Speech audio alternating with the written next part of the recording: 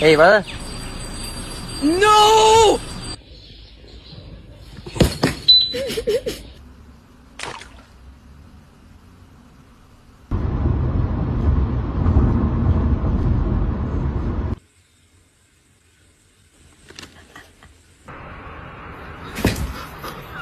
I like her. Be careful, son. It's Uncle Stanley's girl.